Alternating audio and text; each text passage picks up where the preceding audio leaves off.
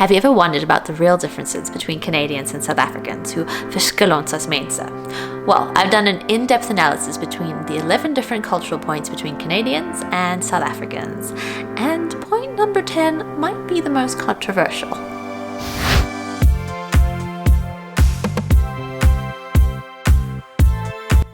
All right, a bit on the lighter side, Canadians versus South African and their sense of humor. I would say that Canadian sense of humor is a lot more varied. Dis nie een ding of ander ding nie. Dit can be a lot of things under the Canadian sense of humor versus South African sense of humor, which is usually a lot more topical, a lot more political, and man, I think South African humor can sometimes get really dark. Like, I think it's from the mentality of not wanting to cry because things are just like kind of sad in some ways. So like you use humor to just like overcome that versus things aren't as rough in Canada. So I think things are just generally a little bit lighter and less darker in comedy overall. But it is pretty fun also to see how in South Africa, like different cultural groups play off humor from one another a lot more. Here it's French and it's English. Living in BC and living in Alberta, I don't see that connection as much, like French comedy versus Canadian English comedy. They seem to be quite separated from one another overall. Apart from everyone having at least watched Cirque du Soleil at least once.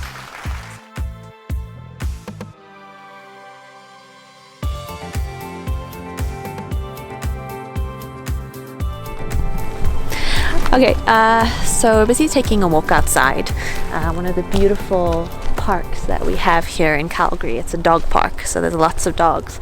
Canadians love their dogs. But more importantly, these types of places are very common in Calgary and in Canada, which kind of speaks to the fact that fitness and wellness is a real big part of the culture, and it doesn't end like it does in South Africa, where after your athletics in high school you're kind of done, or when you matriculate you stop working out.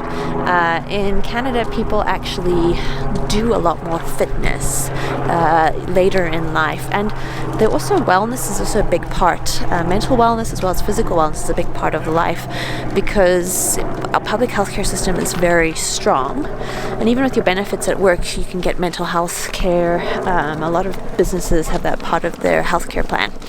So that's a major difference in Canada, I think, because the public system is so good and because health and wellness is such a big focus. It's on the forefront of people's minds. Education. Canada versus South Africa. Canada has some of the highest rates of post-secondary graduates in the world.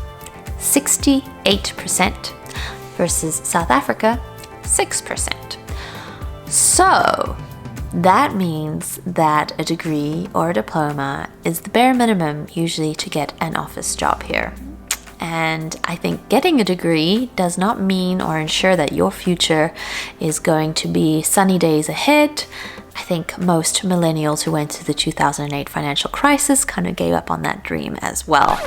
Another note I will say is, if you have a South African degree, bringing it over to a Canadian setting isn't going to be a piece of cake. They are going to scrutinize it. They are going to question it, and you should just be prepared for it. I'm saying it's impossible, but it's just kind of part of the process.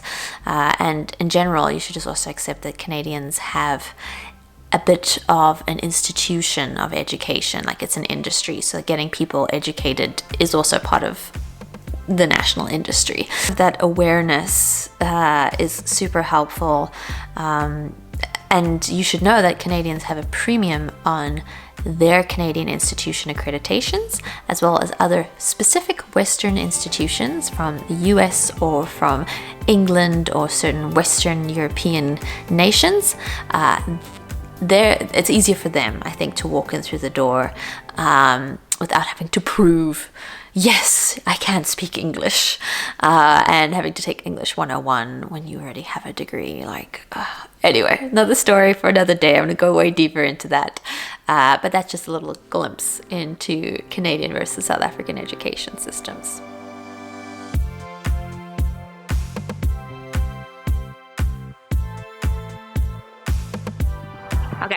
Ons praat ook Canadese en reis. En Canadese is mal oor reis. It's like part of their DNA. They love to travel. They love to see different parts of the world.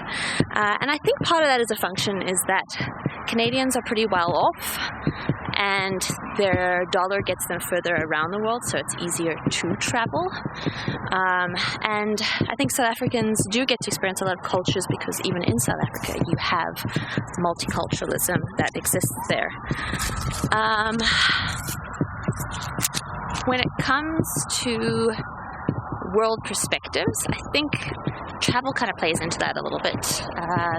Canadians really are open to different points of views and different ways of living and breathing because they've got to see different parts of the world and really experience different systems. I think South Africans have incredible great general knowledge and like to read about the world, but I don't think everyone's been afforded that opportunity to experience different systems and different ways of doing things as well.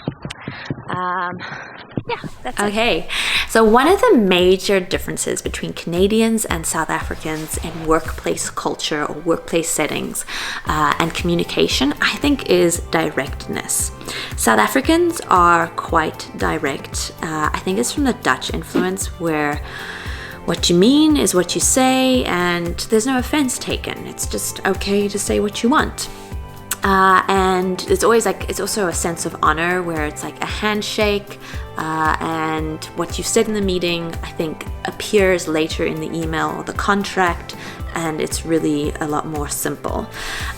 Compared to Canadians, which I think is like a British influence, you can go to a meeting with a Canadian and you will think that it has gone super well and you're going to get everything that you want out of the meeting, and they might come out of the meeting thinking that they have promised you certain things, and there's also like an obfuscation of like what has actually happened in the meeting. And then as jy nou gaan op die rekenaar kyk na jou e-pos, you have to look very carefully at the details that come into your inbox, because in the writing you will really see where people actually stand. So you can have this whole meeting la-di-da, but then when you come down to the nuts and the bolts of it, the writing is where you will really understand what it is that you're working with. And it's just something that you can learn by going through it and experiencing it, and it's really hard to kind of articulate until you're kind of in that situation. I also find that sometimes Canadians are like, oh, everything is like hunky-dory even when it's not that great. I have a working relationship, and then South Africans will just kind of like, if there's a problem, we'll talk it out. Yeah, no need to beat around the bush, just try and figure it out. And that's more like the directness again that's coming out. Hi daar mense, it's Christi van die toekoms, editing Christi coming to you. There was a bit of change of plans with this video, just so you know, as in with real life. I did this video and I thought I would post it all together, but then I realized it was way longer than I thought it would be. So instead of giving you this monster video that would be a lot to watch, I decided to break it up into a second video. Link is above, and if you want to take a click there and see what the other differences are. I didn't want to like shortchange you with a really short video that didn't give you a real sense of the differences. So instead I went a little bit longer, but then you have the option to watch the rest. So hopefully you do join along, and now back to regular scheduled viewing. Thanks for listening in today. I really enjoyed thinking through the differences between Canadians and South Africans, and I'd love to hear your opinions on what you think makes a huge difference between us, or answer any of your questions in the comment section below. Also, subscribe to see more videos on differences between Canadians and South Africans, as well as understanding life in Canada from a South African perspective. And if you want to follow me on Instagram for my day-to-day life, it's Christi in Calgary. I'd love to hear a comment from there and see what your immigration journey looks like.